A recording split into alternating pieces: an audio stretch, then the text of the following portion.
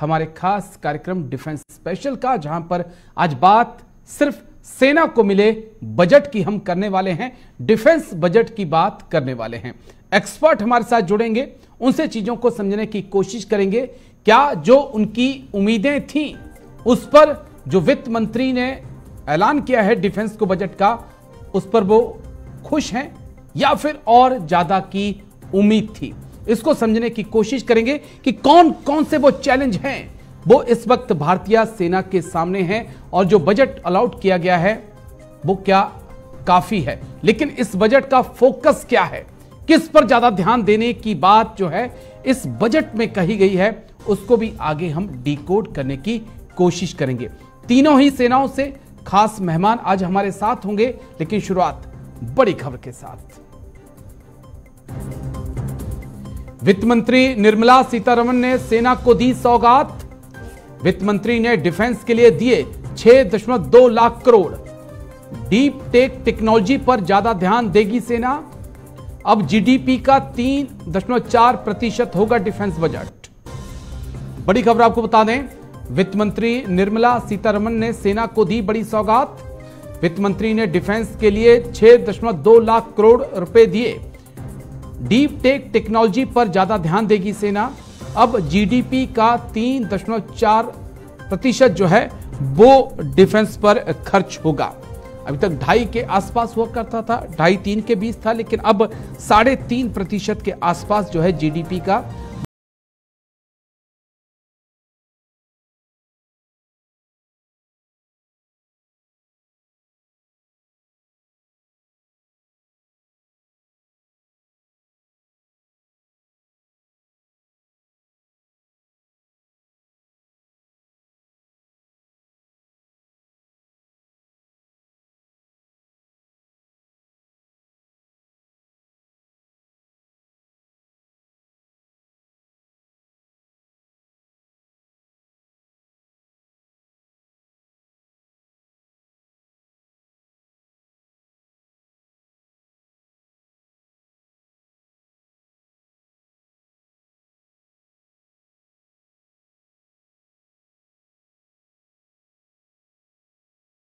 जैसे जो क्षेत्र हैं इनके ऊपर काम किया जाएगा।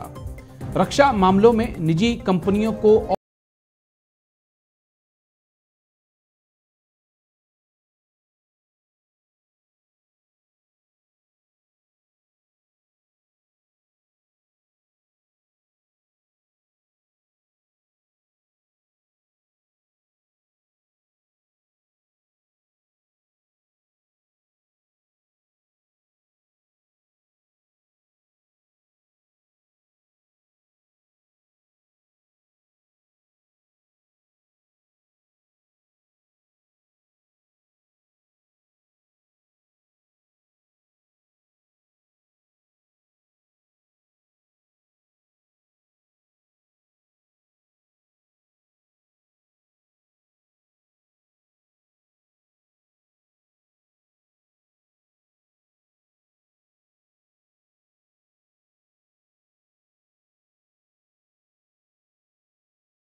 रेवेन्यू बजट से कितना पैसा मिला है? 2.82 लाख करोड़ रुपया जो है वो सैलरी बांटने में चला जाएगा। कैपिटल एक्सपेंडिचर की बात करें तो हथियार और जरूरी सामान की खरीद इसी से होती है। कैपिटल एक्सपेंडिचर से कितना मिला है? 1.62 लाख करोड़ जो है वो नए हथियार जरूरी सामान की खरीद के लिए मिला है। एक हिस्सा और भी है, वो पेंशन का है, उसके लिए 1.41 लाख करोड़ जो है वो दिया गया है। जो पूर्व सैन्य कर्मी हैं उनकी पेंशन के लिए। तो इसी को आज हम समझेंगे, इसे ही डिकोड करने की कोशिश करेंगे। और 3 खास मेहमान आज हमारे साथ जुड़ रहे हैं। कर्नल एसएस पठानिया सर हमारे साथ जुड़ चुके हैं, बहुत बहुत शुक्रिया सर, जय हिंद। Group captain UK Devnath sir हमारे साथ जुड़ चुके हैं, बहुत बहुत शुक्रिया सर, जय हिंद आपको भी। और नेवी से जय Hind, thank you sir. Navy से हैं कैप्टन संजय करवे सर, बहुत बहुत शुक्रिया, जय हिंद आपको भी सर। तो तीनों सेनाओं के तीनों अधिकारी मेरे साथ मौजूद हैं और तीनों से आज ये समझने की कोशिश करेंगे कि क्या जो उम्मीद डिफेंस सेक्टर वित्त मंत्री से कर रहा था, क्या उन उम्मीदों पर वित्त मंत्री खरा उतर पाई हैं। और भी कई पहलू हैं जिन्हें समझने की आज कोशिश की जाएगी। देवनाथ सर, चर्चा की शुरुआत आपके साथ। उम्मीद की जा रही थी और कहा भी जा रहा था कि डिफेंस को एक बड़ा बूस्ट चाहिए, क्या ये वो बूस्ट मिल गया है या इससे ज्यादा की उम्मीद थी? Sir Rajesh, defence point of view से मैं ये कहूंगा कि ओवरऑल एक अच्छा बजट हुआ है। डिफेंस फोर्सेस, खासतौर से नेवी की जो रिक्वायरमेंट है और आर्मी की जो रिक्वायरमेंट है वो बहुत कैपिटल इंटेंसिव है। एयरफोर्स की रिक्वायरमेंट भी बहुत कैपिटल इंटेंसिव है। लेकिन क्योंकि देश के रिसोर्सेज थोड़े लिमिटेड हैं और देश जो है सिविलियन इंफ्रास्ट्रक्चर पर ज्यादा पैसा लगाना चाहता है, तो जो ये 6,20,000 करोड़ का जो इंटरिम बजट आया है, ये एज एन इंटरिम बजट अच्छा बजट है। हाँ, जैसे कि मैं सब दर्शकों को बताना चाहता हूं आपके माध्यम से कि ये सोचना पड़ेगा कि 6,20,000 का जो बजट है ये पूरी तरह से डिफेंस में जब खर्चा होता है, इसमें जो पेंशन बजट है 1,41,000 करोड़ का जी, ये जो है जरा भ्रमित कर देता है। देखिए, ये पेंशन बजट जो है ये डिफेंस प्रिपेयर्डनेस की तरफ नहीं जाता है। ये थोड़ा आम लोगों को समझना पड़ेगा। ये जाता है लोगों को पेंशन देने के लिए, यानी इससे आप अपने देश की जो फाइटिंग कैपेबिलिटीज है, जो वॉर वेजिंग पोटेंशियल है भविष्य में, उसको बढ़ा नहीं रहे हैं। एक और चीज, रेवेन्यू एक्सपेंडिचर जो है 2,82,000 करोड़ का जो है जी, ये तो किसी भी फौज में है। देखिए, ये ना सिर्फ तनख्वाह की तरफ जाता है वरन डे टू डे मेंटेनेंस की तरफ भी जाता है।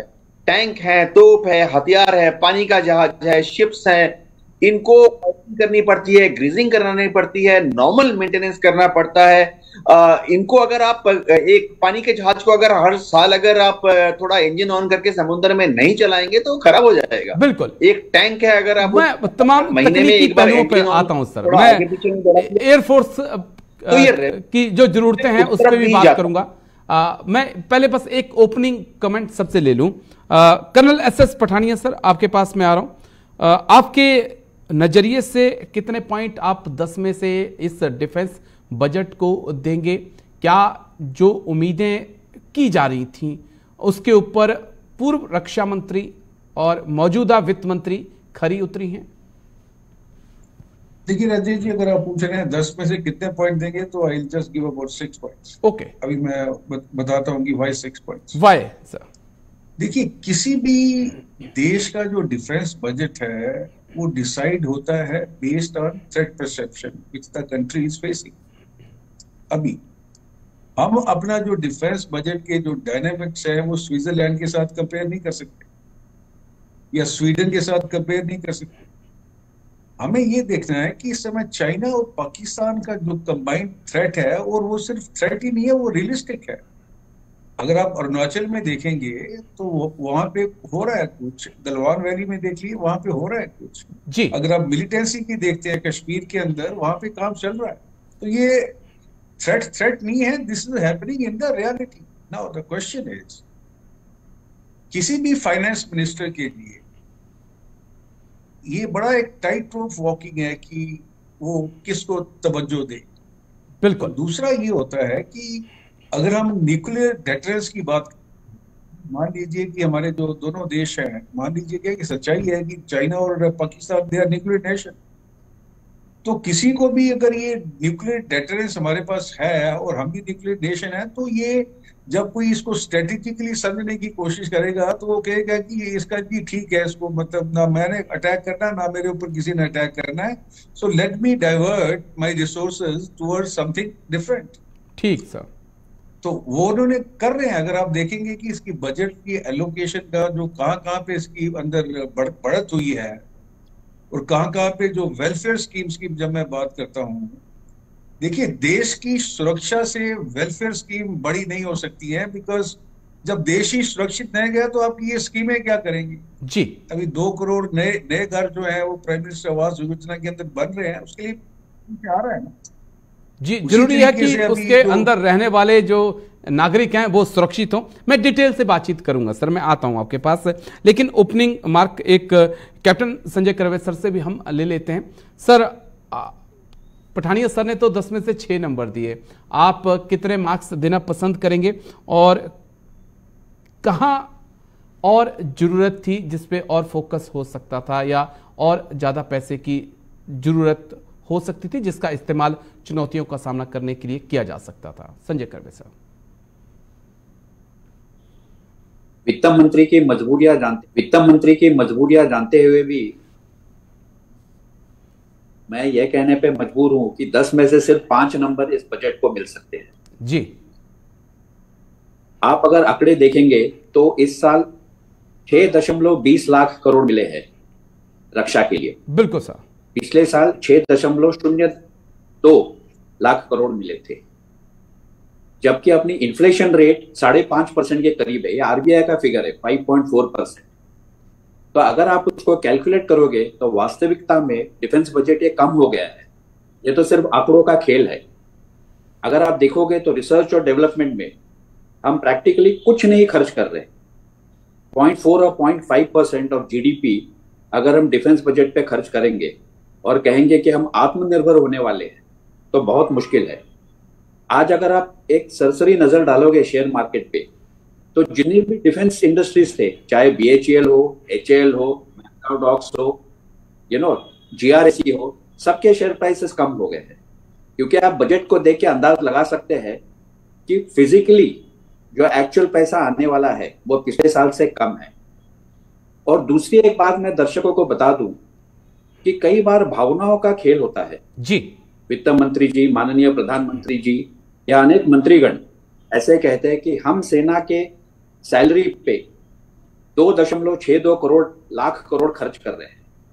वास्तविकता यह है कि इस 2.62 लाख करोड़ में से सेना के जो वर्दीधारी सैनिक है उनका सिर्फ 40% ही है। ओके। बाकी 60% जो सैलरीज आ रही है वो सारे मिनिस्ट्री ऑफ डिफेंस के अंडर के सिविलियंस की है। सेम बात पेंशन की है। कई बार आप देखोगे चुनाव में ऐसे कहा जाता है हमने सेना के जवानों के लिए इतना पैसा रखा है। यह आंकड़ों का खेल है। ये जो पैसा रखा है सेना के सैलरी या पेंशन, इसमें से जो एक्चुअल वर्दीधारी जवान या सेलर या नौसैनिक या वैमानिक होता है वो सिर्फ 30 से 35% है। बाकी 60 से 65% लोग ये मिनिस्ट्री ऑफ डिफेंस के अंडर काम करने वाले सिविलियंस हैं।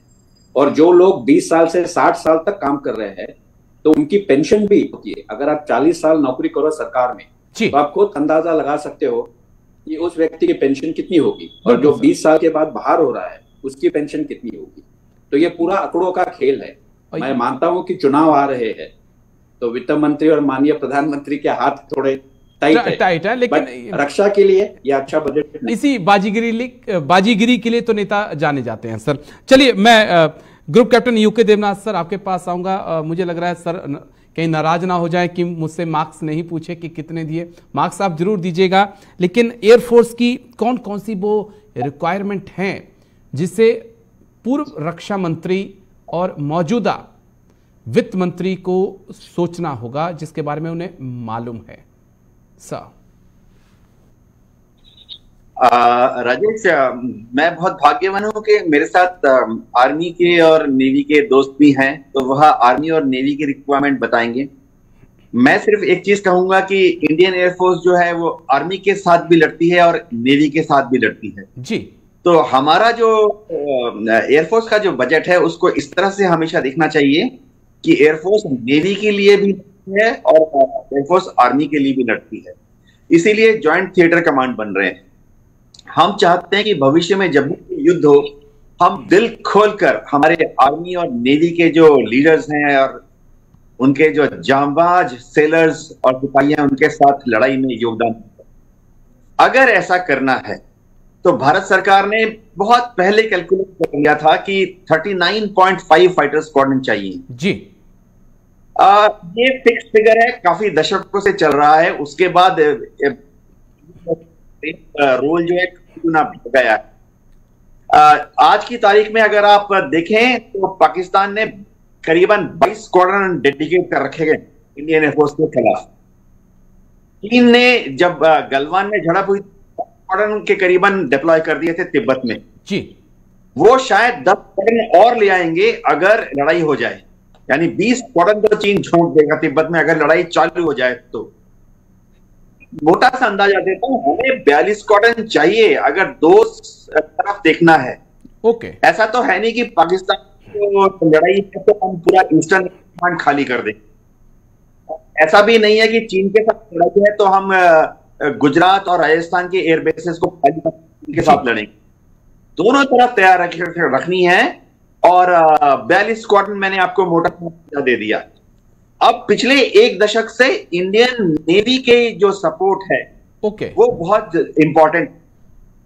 इंडियन नेवी का कम से कम वो एयरफोर्स से क्या चाहते हैं कि एक स्क्वाड्रन जो है, पहले भी था लेकिन अब तो पूरी तरह से चाहिए सागर की तरफ, और एक डेडिकेटेड फाइटर स्क्वाड्रन हम रखें बे ऑफ बंगाल की तरफ। अब जो हाल में जो डेवलपमेंट हुई है पिछले 3 साल 2 साल में, अब लगता है कि इंडियन एयरफोर्स को एक स्क्वाड्रन डेडिकेटेड हिंद महासागर की तरफ भी रखना पड़ेगा, इंडियन ओशन की तरफ भी रखना पड़ेगा। 3 फाइटर स्क्वाड्रन और चाहिए हमें।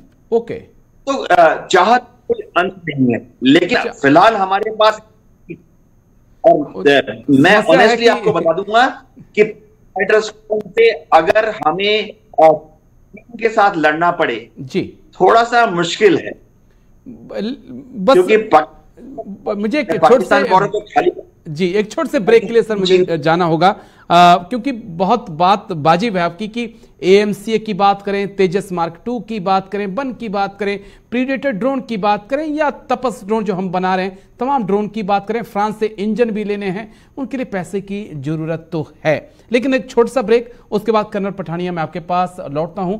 थल सेना की बात भी जरूरी है करना, क्योंकि थल सेना मजबूत होगी तभी दुश्मन की जमीन पे भी कब्जा होगा और अपनी जमीन भी बचाई जा सकेगी। एक छोटा सा ब्रेक, फिर इसी पे चर्चा।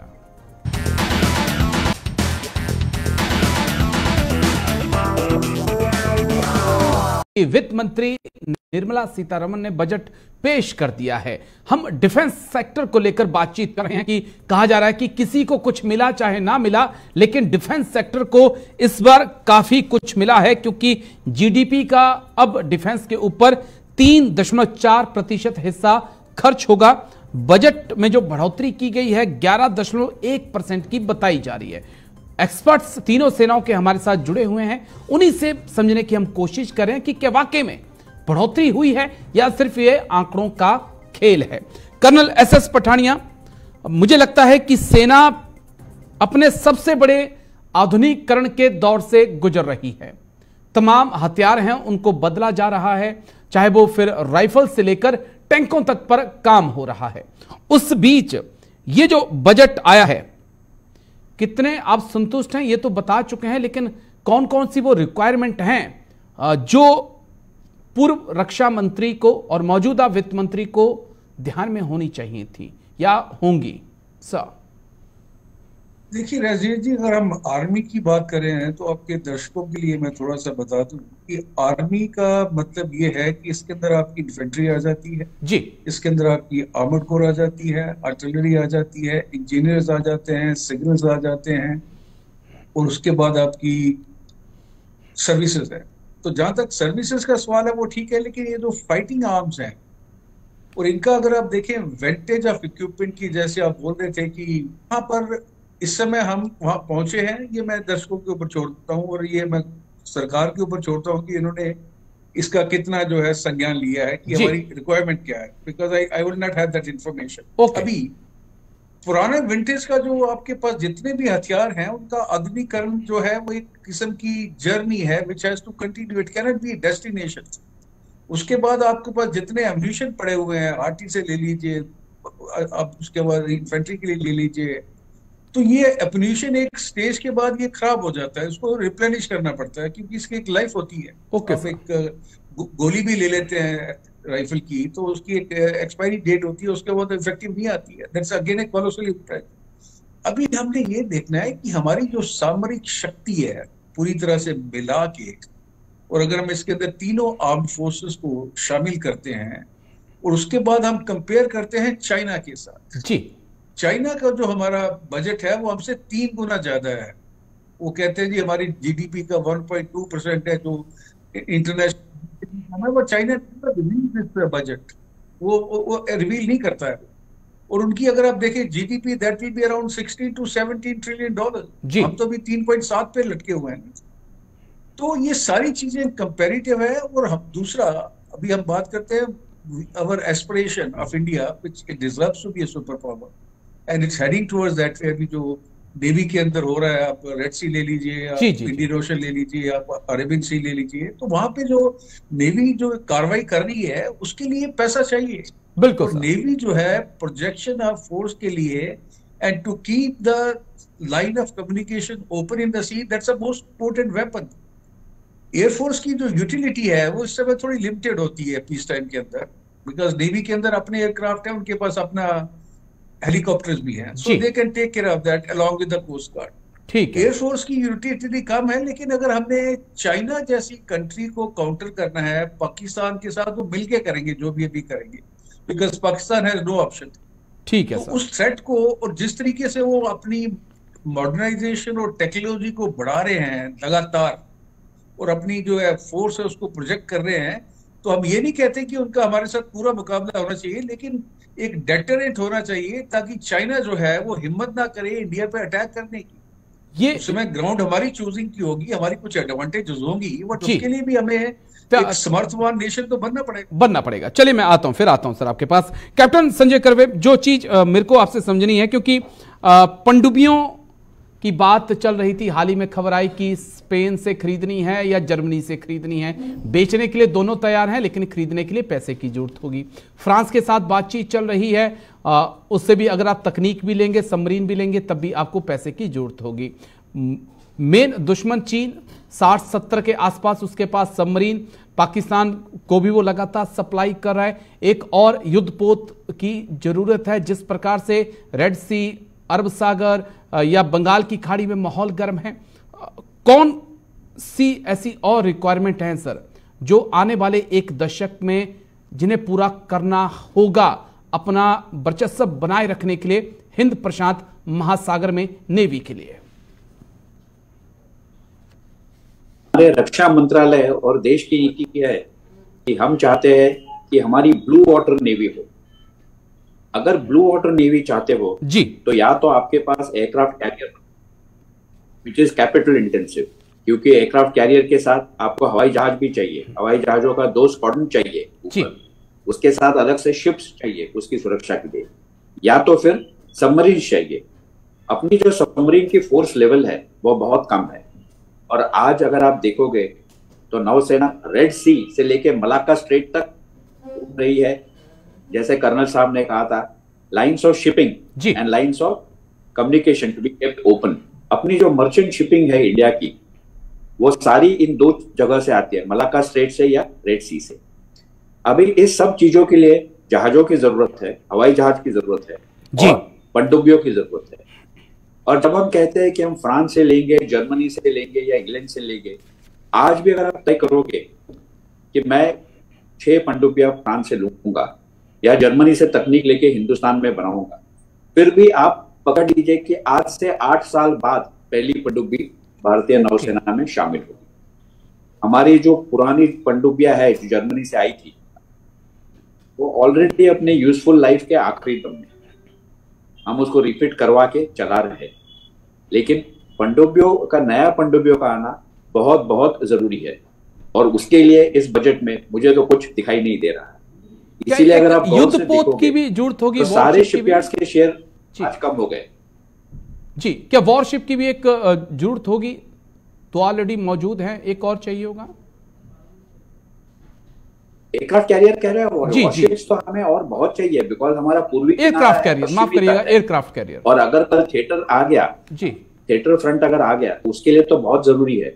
और मैं ग्रुप कैप्टन देवनाथ से सहमत हूं कि हमें एयरफोर्स का एक स्क्वाड्रन अंडमान निकोबार में बेस करना पड़ेगा, और अगर एयरफोर्स का स्क्वाड्रन नहीं बेस कर रहे तो नेवी का एक मैरीटाइम पेट्रोल और स्ट्राइक स्क्वाड्रन वहां पे बेस करना पड़ेगा मलाक्का स्ट्रेट की देखभाल के लिए। ठीक है साहब, चलिए ग्राफिक्स के लिए मेरे हिसाब से तो कहीं मेरे को बजट में ऐसा नहीं दिखाई दे रहा। ठीक है, एक ग्राफिक्स के जरिए और इंटरेस्टिंग जानकारी मैं दर्शकों को दे दूं, फिर मैं तीनों खास मेहमानों के पास आता हूं, क्योंकि एक और मुद्दा है जिस पे चर्चा बहुत जरूरी है। रिसर्च एंड डेवलपमेंट और भारत का सच क्या है, ये आपके लिए जानना बहुत जरूरी है।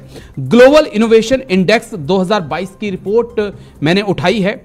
वो ये रिपोर्ट कहती है कि भारत जीडीपी का 0.4, फिर से मैं कोट कर रहा हूं, 0.4 अपनी जीडीपी का भारत इनोवेशन पर खर्च करता है, और भारत का दुनिया में स्थान जो है 53वां है। और वही बात अगर चीन की कर लेते हैं तो चीन अपनी जीडीपी का इनोवेशन पर, रिसर्च और डेवलपमेंट पर 2.54% जो है खर्च करता है। ये एक सच्चाई है जिसे हम अब एक्सपर्ट से हम आगे इस मुद्दे को समझेंगे, लेकिन एक सच और है जिसे हम अपने दर्शकों को दिखा दें, फिर उसके बाद एक्सपर्ट्स के पास चलते हैं।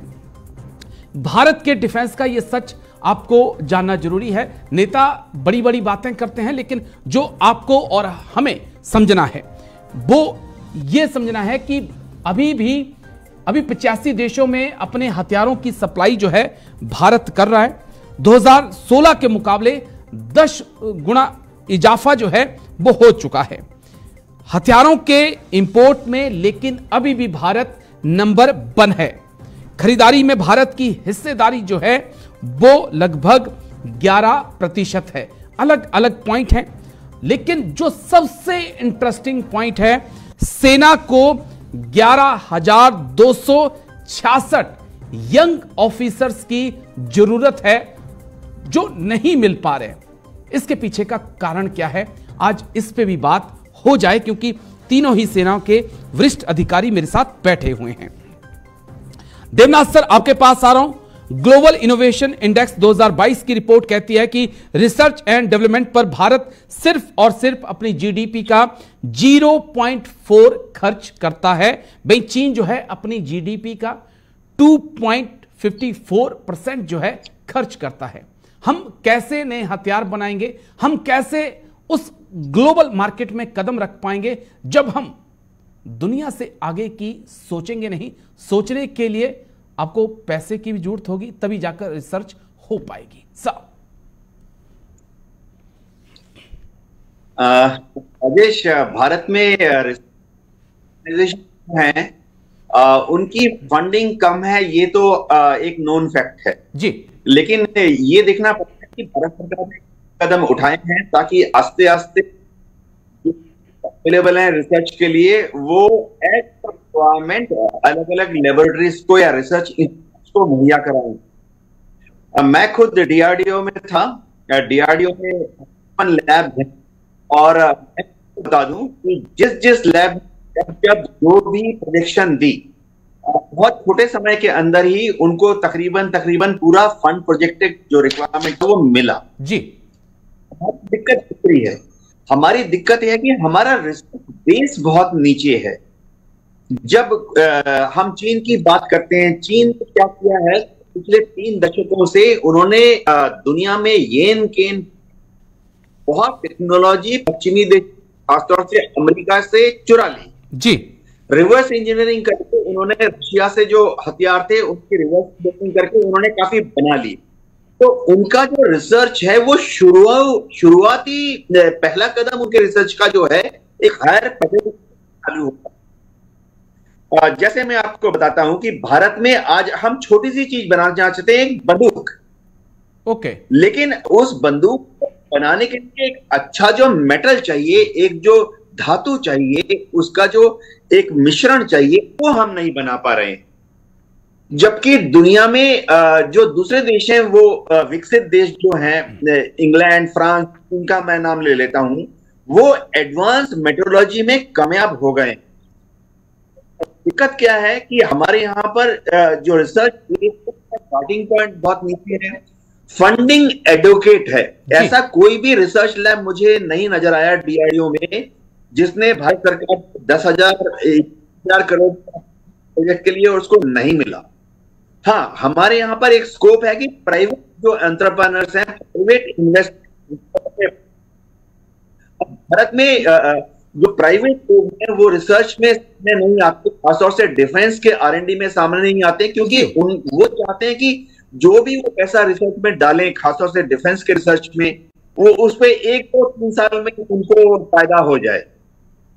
इसके बारे में भारत सरकार को सोचना पड़ेगा कि किस तरह से प्राइवेट एंटरप्रेन्योर्स को एनकरेज करें कि वो डिफेंस के सामने आए। जब तक private entrepreneur, private capital defence research में नहीं आएगा, हमारे लिए आगे बढ़ना बहुत मुश्किल है। दुनिया के दूसरे लोगों ने, दूसरे देशों ने इसका सोल्यूशन निकाल लिया है। वो प्राइवेट जितना भी रिसर्च जो में जितना इन्वेस्टमेंट होते हैं उस पर टैक्स छूट देते हैं, उस पर वो ये इंश्योर करते हैं कि जो इन्वेस्टमेंट है वो डुअल टेक्नोलॉजी हो। अगर डिफेंस में लागू हो रही है तो उसका क्या यूज है, वहां पर भी उनकी सरकार का एकाधिकार दे देती है कि आप मेटल रिसर्च पर 1,000 करोड़ रुपए खर्चा कीजिए, इसमें हम आपको प्राइवेट सेक्टर में भी एक एकाधिकार दे देंगे कि आप अपने डिफेंस ओरिएंटेड जो रिसर्च है उसका जो रिजल्ट है, प्रोडक्ट है, आप अगले कुछ सालों तक अकेले भारत में इन्वेस्ट कर सकेंगे। ठीक है, मैं आता हूं सर आपके पास, मैं आता हूं सर आपके पास। मैं चाहूंगा पीसीआर से थोड़ी आप यूके देवनाथ सर की आवाज थोड़ी सी चेक करिएगा, आवाज क्लियर नहीं पहुंच पा रही है, थोड़ा प्लीज सर की आवाज चेक करिएगा। मैं आपके पास आ रहा हूं कर्नल SS पठानिया। जो चीज मैं समझना चाहूंगा, सर ने बड़ी अहम बात कही और मेरे को एक चीज और इसके बारे में अगर मैं आपसे जोड़ूं और सवाल पूछूं कि अगर प्राइवेट सेक्टर आ चुका है, 10 लोग लगातार अगर एक ही टैंक पे काम कर रहे हैं, आखिर में सेना ने एक ही को चूज करना है, जो बाकी 9 ने पैसा लगाया सर उसके लिए भी कुछ होना चाहिए, वो भी एक बड़ी चुनौती होगी। कर्नल पठानिया। देखिए राजेश जी, जहां तक हम बात करते हैं पब्लिक प्राइवेट पार्टनरशिप की in defence industry and production, वो एक बड़ा लॉन्ग ड्रॉन अफेयर है। बिल्कुल।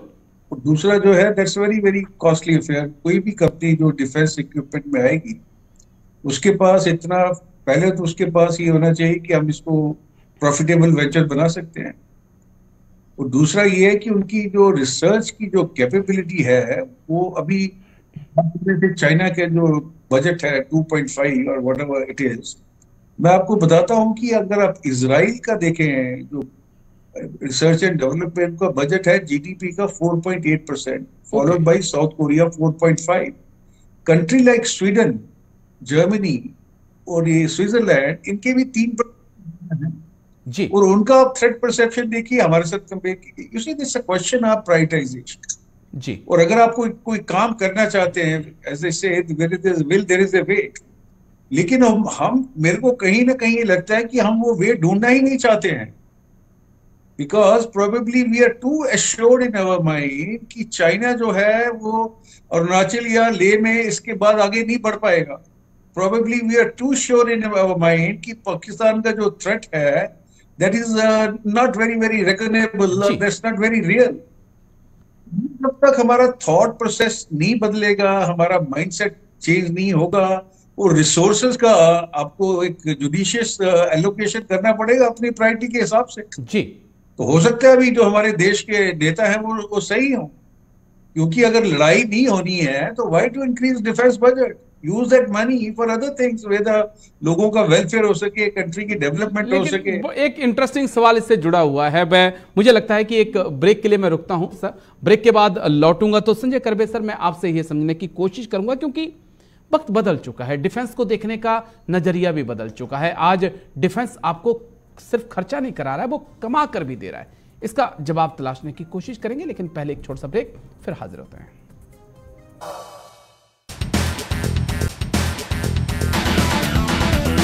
बजट में सेना को क्या मिला है? सरकार का कहना है कि सेना के लिए हमने दिल खोल दिया है और खूब पैसा दिया है, लेकिन एक्सपर्ट इसके ऊपर क्या सोच रहे हैं? क्या वाकई में जो पैसा दिया गया है उससे सेना की जरूरतें पूरी हो सकती हैं, इसी को समझने की हम कोशिश कर रहे हैं। कैप्टन संजय कर्वे सर, मैं आपके पास आ रहा हूं। जो मेरा अहम सवाल था कि क्या अभी हम अपने माइंड सेट को नहीं बदल पाए हैं? हम बेशक फिलीपींस, वियतनाम या अर्मीनिया को हथियार बेच रहे हैं, लेकिन अभी तक हम ये नहीं देख पा रहे हैं कि अमेरिका, चीन, रूस, फ्रांस, इजराइल वो देश हैं जिनकी अर्थव्यवस्था का मुख्य आधार जो है वो वेपन का एक्सपोर्ट है। और अब वो वक्त चला गया कि आपने सेना में पैसा लगा दिया तो आपको बदले में कुछ नहीं मिलेगा। आज आप इनोवेशन पे, रिसर्च पे पैसा लगाइए, अच्छे हथियार बनाइए, दुनिया खरीदने के लिए तैयार है। और आप अमेरिका, रूस, ये इसका एक अच्छा एग्जाम्पल है सर। राजेश जी, आप बिल्कुल सही कह रहे हो। आज तक क्या था, अपने पास पॉलिटिकल विल नहीं थी जी। अपने देश में क्षमता भरपूर है। मैं यह मानने को तैयार नहीं हूं कि जो देश चांद या मंगल पे एक अंतरिक्ष यान भेज सकता है उसके पास तकनीकी क्षमता नहीं है। इस चीज की कमी है वो राजकीय इच्छा शक्ति की। पिछले 1 या 2 साल से हम देख रहे हैं कि सरकार का रुख थोड़ा बदल रहा है और वो चाह रही है कि हम अपने देश में चीजें निर्माण करें। अगर आप देखें, ग्रुप कैप्टन देवनाथ जी मेरा इसमें साथ देंगे, जब HF-24 ये हवाई जहाज HAL ने बनाया था जी, तो उस समय का ये सबसे बेहतरीन डिजाइन था, लेकिन फिर भी ये जहाज फेल हो गया क्योंकि हमारे पास उसके अनुरूप इंजन नहीं था। ओके। ये इंजन हमें बाहर से इंपोर्ट करना पड़ता था। तब से लेके आज तक तकरीबन 50 साल हो गए, उच्च प्रति का फाइटर इंजन बना नहीं सका है। ये ऐसे नहीं है कि आज की बात है, 50 साल से ये चल रहा है। बिल्कुल सर। LCA Mark II की हम बात कर रहे हैं, उसके लिए भी हम किसके पास देख रहे हैं? USA के पास देख रहे हैं। और हम बहुत खुश हो रहे हैं कि हमने GE से कॉन्ट्रैक्ट साइन कर लिया कि वो हमको इंजन देगा। जब तक आप रिसर्च और डेवलपमेंट पे खर्चा नहीं करोगे तब तक ये एक्सपेंडिचर तो होते ही रहेगा। अभी हाल ही में जो प्राइवेट सेक्टर को आप इन्वॉल्व कर रहे हो वो सबसे बढ़िया बात है। अगर आप USA में देखोगे, General Dynamics, Boeing, Lockheed Martin, ये सारी प्राइवेट कंपनीज है और 95% of arm exports is done by this countries to rest of the world. हम ही एक देश है जो हम नेशनल सिक्योरिटी के नाम पे किसी भी प्राइवेट कंपनी को कुछ भी करने से मना कर रहे हैं। ठीक है।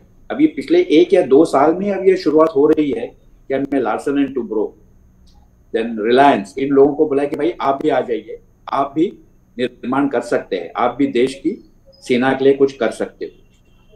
कई लोगों का यह मानना है कि सरकार इसके लिए लार्सन एंड टुब्रो या रिलायंस को फेवर करती है।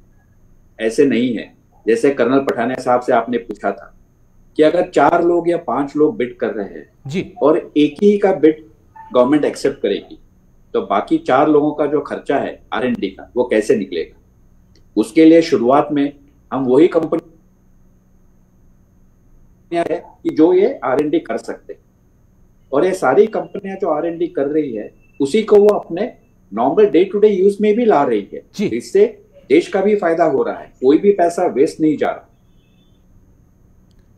ये बहुत इंटरेस्टिंग बात आपने की है। लेकिन group captain UK Devnath sir, एक आंकड़ा और था, मुझे लगता है कि इसके ऊपर भी बात होनी चाहिए। हम 85 देशों को हथियारों की सप्लाई कर रहे हैं।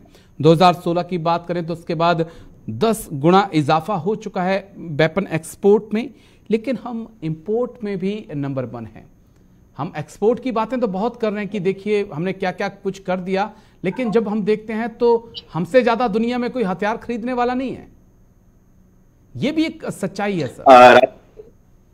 जी, ये बात हमारा जो एक्सपोर्ट है वो कई गुना बढ़ा है और ज्यादा बढ़ेगा।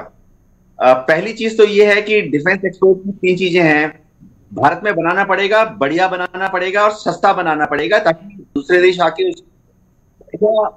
ट्रायल्स में पाए, और उसके बाद जब उन सरकार है वो कम पैसे में हमसे खरीदने की कोशिश करेगी। एक और दिक्कत डिफेंस एक्सपोर्ट में ये आती है कि हम जिस मर्जी देश को चाहे एक्सपोर्ट नहीं कर पाते हैं क्योंकि एक्सटर्नल अफेयर्स मिनिस्ट्री से क्लियरेंस लेना पड़ता है। जैसे मोटा एग्जांपल दे दूं, दुश्मन देश को हम एक्सपोर्ट नहीं कर सकते हैं। तीसरी दिक्कत क्या है कि जो भी वेपन सिस्टम हम एक्सपोर्ट करते हैं उसमें विदेशी कंपोनेंट लगे होते हैं, चाहे वो रशिया का कंपोनेंट लगा हो या अमेरिका का कंपोनेंट लगा हो। तो समझिए जैसे तेजस है, हम बना रहे हैं अमेरिका का इंजन लगाकर, इसको एक और देश को हम एक्सपोर्ट कर सकते हैं, शायद वो लेने के लिए राजी भी हो जाए, लेकिन पहले अमेरिका को उसके लिए हामी भरनी पड़ती है क्योंकि इंजन अमेरिका का लगा हुआ है जी। अब जहां हमारे वेपन्स इंपोर्ट की बात, जो बड़े बड़े वेपन सिस्टम्स हैं, हमारा जो टेक्नोलॉजी बेस है वो बहुत लेवल पर। मैं आपको बताता हूं, मैं खुद थोड़ा बहुत प्रोक्योरमेंट में इन्वॉल्व था। अब दिक्कत क्या आती है कि एक कंपनी बोलती है साहब मैं आपके फाइटर एयरक्राफ्ट के लिए हाइड्रोलिक पंप बना दूंगा। हमने कहा बनाइए, वो एक बनाकर प्रोटोटाइप ले आया, हमको प्रोटोटाइप अच्छा लगा, हमने उसको ओके भी कर दिया। अब वो बहुत खुश हुआ, कहता है साहब ऑर्डर दे दीजिए। एयरफोर्स बोलती है आप 100 दे दीजिए।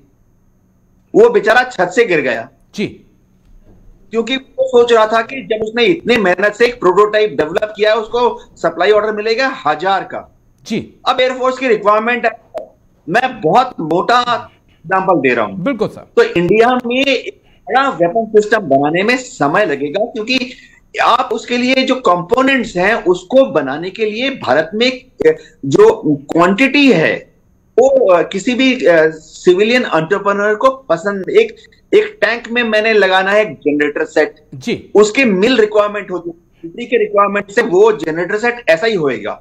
सिविलियन जनरेटर सेट जो है एक टैंक के अंदर नहीं लगा सकते। बिल्कुल। अब उसकी मिल रिक्वायरमेंट जब एक प्राइवेट कंपनी भारत की उसको बना लेती है, हमारे जो क्वालिटी एश्योरेंस डिपार्टमेंट है उसको क्लियर भी कर देता है, डीजीक्यू में बैठे हुए हैं, उसके बाद वो सोचता है कि मेरे को 500 जनरेटर सप्लाई करने का ऑर्डर मिल जाए, हम उसको सप्लाई दे देते हैं, ऑर्डर दे देते हैं 40 का जी, तो छत से गिर जाता है। और उसके बाद वो आशा करता है कि हम उसको अगले साल भी ऑर्डर देंगे, 2 साल बाद भी ऑर्डर देंगे, 3 साल बाद भी ऑर्डर देंगे। हम उसको क्या बोलते हैं, भाई यही फुल एंड फाइनल ऑर्डर था, इसके बाद अगला ऑर्डर आपको 8 साल के बाद मिलेगा। ठीक है सर, बस मेरे पास तो 3 मिनट है, माफी चाहूंगा लगातार। डिफिकल्टी बड़ा पॉइंट आपने कवर किया सर।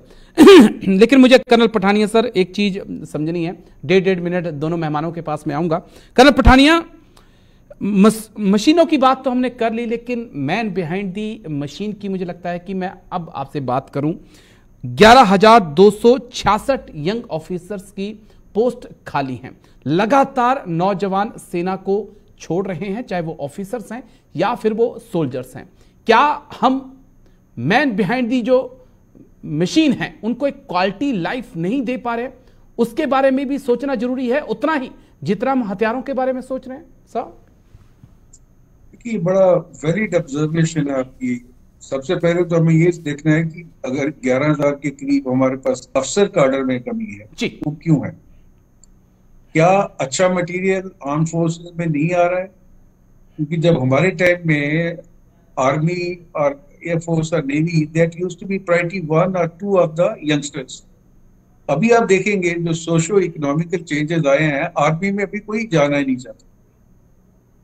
उसके बाद इन्होंने क्या किया है कि सर्विस सिलेक्शन बोर्ड के जो स्टैंडर्ड थे वो थोड़े से उन्होंने डाइल्यूट भी किए। ओके। कि उनकी अगर रिक्वायरमेंट सपोज अगर 15 क्वालिटी चाहिए तो वो कहते हैं कि नहीं चलो 13 मिल जाता वही ले ली। उसके बावजूद भी ये शॉर्टेज है।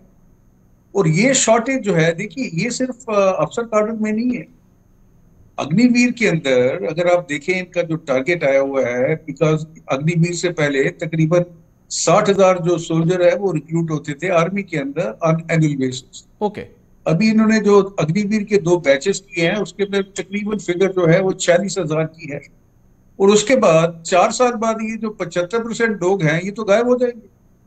जब पहली स्क्रीनिंग होगी तो उस समय आपकी जो स्ट्रेंथ है वो देखिए कैसे इफेक्ट होगी, आपका ट्रेन सोल्जर की इफेक्ट क्या होगी। तो मेरी एक ही लास्ट बात मैं कहूंगा है कि क्रेडिबल डिफेंस डेटरेंस जो है, बिकॉज चाइना के साथ हम मिलिटरीली मैच नहीं कर सकते, हमें करना भी नहीं चाहिए। और चाइना की ये स्ट्रेटेजी है कि वो स्ट्रिंग ऑफ पर्ल्स के थ्रू ही is making us commit to spend more and more money so that there is an economical burden on the country which country really can't afford. So what is required कि credible defence address करने के बाद आप जो अपना पैसा defence budget में देते हैं उसका मेजर एलोकेशन कीजिए रिसर्च एंड डेवलपमेंट के अंदर, तभी so जाके आने वाले समय के अंदर थोड़ा सा 10-15 साल बाद उसके रिजल्ट आना शुरू हो जाए। जी माफी चाहूंगा, लेकिन कैप्टन संजय करवे सर, ये लास्ट पॉइंट पे ही आपका रिएक्शन भी मुझे चाहिए कि सोल्जर्स के लिए भी इस वक्त क्वालिटी लाइफ बहुत मैटर करती है। अगर आपने यंगस्टर्स को उसकी तरफ खींचना है, क्योंकि अब प्राइवेट सेक्टर में जॉब के ऑप्शन बहुत ज्यादा हैं। हिंदुस्तान के अलावा आज दुनिया में भारत के युवाओं की मांग है, कैसे देखेंगे साहब? आपने बिल्कुल सही फरमाया है। आज का जो यंगस्टर है उसका एक्सपोजर इंटरनेट और टीवी की वजह से बहुत बढ़िया है। वो पहले सोचता है कि 20 साल बाद या 15 साल बाद मैं कहां पे हूँ। हर कोई चाहता है वो सीईओ बने, एमडी बने या एंटरप्रेन्योर बने, और इसमें गलत कुछ भी नहीं है, बिल्कुल सही मानना है, तभी देश आगे बढ़ेगा। लेकिन अगर आप सेना की बात करें तो एक मैं साधारण एग्जांपल लेता हूं कंपैरिजन, सेना और सिविल सर्विसेज दोनों ही एग्जाम टफ है। यूनियन पब्लिक सर्विस कमीशन के थ्रू एंट्री होती है, सेना की भी और सिविल सर्विसेज की। जी, सिविल सर्विसेज में आप 20-25 साल में ज्वाइन करते हो, 60 साल में रिटायर होते हो। रिटायर होते होते 98% पीपल जॉइंट सेक्रेटरी के लेवल तक पहुंच जाते हैं। सेना में आप 20 या 21 साल में ज्वाइन होते हो, 75 से 80% लोग कर्नल के लेवल पे रिटायर होते हैं। जॉइंट सेक्रेटरी के लेवल पे पहुंचने के लिए 5 या 6% लोग ही पहुंच पाते हैं। ये जो सेना का स्ट्रक्चर है, पैरामेडिकल स्ट्रक्चर, उसकी वजह से है। जो आज का यंगस्टर है वो सोचता है कि इतना अगर करके भी मैं ऊपर तक नहीं पहुंच सकता तो मैं अपनी जिंदगी के 20 साल क्यों गवाऊं। उसमें भी 20 साल में से वो 14 या 15 साल खास करके आर्मी जी, अपने परिवार से दूर रहता है। उस दूर रहने की उसे कोई फायदा नहीं है या कोई सहूलियत मिलती नहीं है सरकार से, और इसमें थोड़ा सा अपने देश की मानसिकता का भी प्रभाव है। अगर आप पिछले 50 साल से देखोगे, क्योंकि युद्ध नहीं हुआ है जी, तो हर कोई यह कहता है army is a voluntary service, who told you to join it, बिल्कुल। You knew what are the service, ये and today the youngsters are giving an answer to that question कि no one told me to join and I am not joining. जी, ये बहुत interesting बात कही है sir. service. मुझे लगता है कि एक बार कभी बैठेंगे चारों ही फौजी और इस पर बात करेंगे, क्योंकि ये मानसिकता आ रही है और ये सवाल उठ भी रहा है। लेकिन फिलहाल बहुत बहुत शुक्रिया आपका, group captain UK Devnath sir, colonel SS Pathania बहुत बहुत शुक्रिया, कैप्टन संजय करवे सर बहुत बहुत शुक्रिया मेरे साथ खास चर्चा में जुड़ने के लिए। तो बजट पे चर्चा कर रहे थे। वित्त मंत्री निर्मला सीतारमण ने बजट का ऐलान तो कर दिया है, डिफेंस को काफी एलोकेशन हुई है, काफी बजट मिला है, जीडीपी का अच्छा खासा बजट अब डिफेंस पे खर्च होगा। लेकिन एक्सपर्ट्स का कहना है कि अगर आप टू फ्रंट वॉर की तरफ देखें तो शायद अभी बहुत कुछ करने की जरूरत है। तो आज मेरे साथ डिफेंस स्पेशल में इतना ही, कल फिर होगी मुलाकात, दीजिए इजाजत, नमस्कार।